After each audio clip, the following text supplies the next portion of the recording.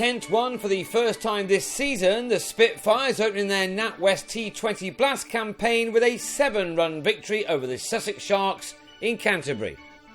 Batting first after winning the toss, the home side took 11 runs off Steve McGoffin's opening over, the last ball sent over the rope by Joe Denley. But the informed Daniel Bell-Drummond lasted only 3 balls before falling for a single. Ollie Robinson starting his T20 career with Sussex with a wicket with his second delivery. Robinson's first over was a good one, but his second was expensive as the Spitfires captain Sam Northeast went after him, smashing the 21-year-old for 4 successive fours as the home team took 62 runs off the first 6 overs of power play, the kind of start a number of teams had across the country on the first night of this much-loved competition. Michael Yardy had been introduced into the attack within the power play, and in his second over he fired one in typical fashion to have Denley LBW on the sweep for a pleasing 37, which had been made off 24 balls. With Will Beer keeping things tight at one end, his 4 overs cost only 19 runs. Sam Billings went after Chris Nash, who saw 3 fours and this 6 come off the space of 4 deliveries in an over which went for 20 runs to take Kent to a total of 117 for 2 with 8 overs remaining. Billings was dropped on 34, but next ball Beer got the wicket his efforts deserved. Northeast out for 40 with a thick edge, which landed safely into the hands of the sliding Yardy at short third man. Billings is on many people's lists of players to watch in this tournament. His second maximum had him moving quickly into the 40s, and time enough for many more. He lost Darren Stevens at the other end with 6 overs to go. The batsman with a shot off Yardy that was so well timed that it took a good catch on the boundary's edge from Robinson to prevent a 6. Sussex tried to peg it back, and when Billings on a 28-ball 46 bottom edged a sweep off Robinson back onto his stumps, the Spitfires were left on 134 for 5 with 30 balls of their innings remaining. Naturally, the shots kept on coming. Alex Blake with this well-executed stroke off Yardy that carried the distance. Some extra bounce did for Blake in the next over, however, his pull flying into the hands of Chris Liddell, and that left the total on 155 for 6 with 3 overs to go.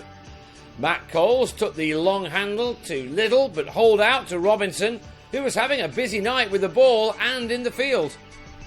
Fabian Cowdrey, meanwhile, had played an excellent cameo. He found the boundary 4 times off his first 4 deliveries to make a real difference to the final total. His 12-ball 24 turning out to be the big difference come the end of this contest. McGoffin got him before too much damage was done. 8 runs came off the last over with James Treadwell clubbing Liddell to Beer, as the Spitfires had to settle for a total of 185 for 9 from their 20 overs. And that looked as if it wasn't going to be enough, the way that Luke Wright and Nash went about the start of the chase. No bowler was safe from the early onslaught, which brought these 2 experienced hitters 62 runs off the first 6 overs. The last ball of the power play brought the Sharks their first maximum, Wright driving David Griffiths over the top of extra cover. The Sharks then could not have asked for a better start, the boundaries being found all around the wicket as this pair opened up with a stand of 81 in just 7.5 overs. Had they gone on for much longer, then it would have been difficult for Kent to get this game back, but Treadwell had Wright on 36 held at long on with his 4th delivery of the night. So in came a man many had come to watch in the form of Mahela Jayawardena, whose domestic debut got going with a shot bowlers all around the world have had to suffer. His initial job was to support Nash, who'd made the night's top score of 61 when he missed his 45th delivery and was bowled by Coles. The Sharks needed 74 off the last 8 overs, and that was certainly achievable, with Jayawardena playing shots like this one. It flew over the rope with exquisite timing as well as power. The Sri Lankan tried something similar in Cole's next over, but this time he skied the ball too much, and crucially as far as Kent were concerned, Denley held his nerve and the ball. Jayawardena departed for 39, and now 32 were wanted off the last 3 overs. Griffiths' over started with 5 wides but ended with a run out of Matt Machin as he was beaten by Cole's throw, coming back for a second.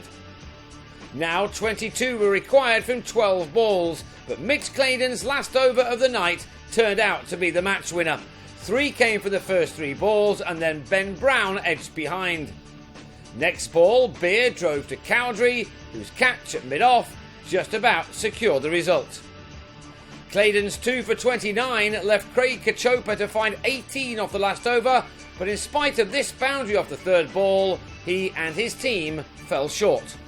The home celebrations could begin as Robinson could only squeeze a single off Griffiths, who did what he needed to do, and that was to keep his foot behind the line. At last, the Spitfires were able to toast a victory for the first time this summer after an indifferent start to their 4-day campaign. They won here by 7 runs and can now look forward to taking on Hampshire in front of the Sky cameras next Friday at the Ageas Bowl. Sussex have to wait only until Sunday to put this behind them when they begin their home campaign with a match against an in-form Gloucestershire side.